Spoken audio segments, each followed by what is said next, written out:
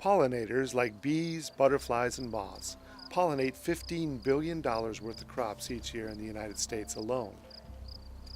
In 2011, 156,000 acres of land was destroyed by the Las Conchas fire and led to flooding that killed thousands of different insects and animals. It'll take many years for this area to recover enough for these insects to start returning.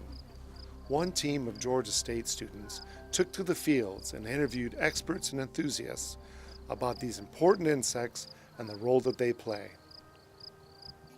So I am Olivia Carroll. I am a bee biologist. I've been studying bees for 20 years in one capacity or another. All over. I've studied them all over the West, Southern Illinois, Greece, all sorts of different areas.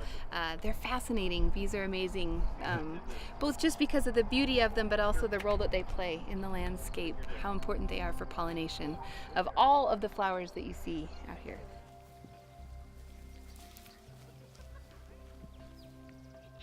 Bees are prevalent in most ecosystems. They're especially common in the Southwest. So New Mexico, we expect, has over 1,100 species.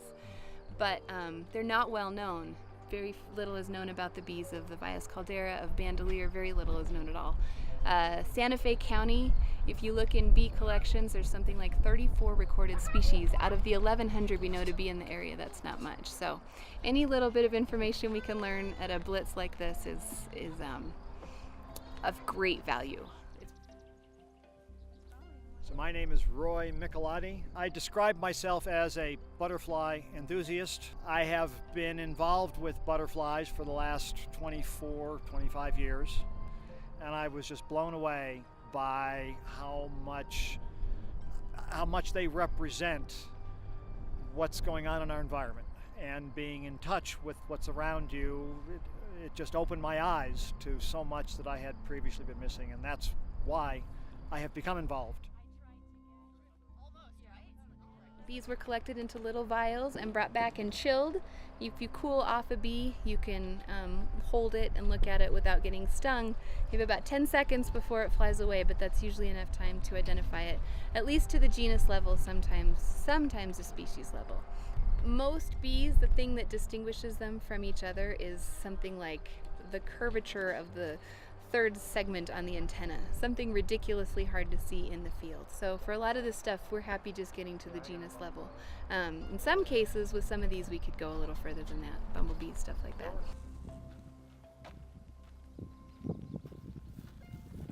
They were out and about doing their business as the adult phase of that species. They're out collecting pollen and nectar and finding mates and getting ready to lay eggs. And so we interrupted their routine, catching them in a net, and some of them you can identify very easily in a net. Others, and I think you saw us do this, the distinction between one species and another's is quite subtle. If you are in Bandelier or in any national park and you're out hiking, you may not realize it, but all around you there are bees. Most of the bees around here nest in the ground or in twigs. They're not in hives. They're not nesting in cavities. They're not in colonies. Each little female is doing her own thing. She digs her own nest or makes it somehow, gathers pollen and nectar and brings it back to that nest, and then she lays the eggs. She's the queen and the worker, and she does it all by herself.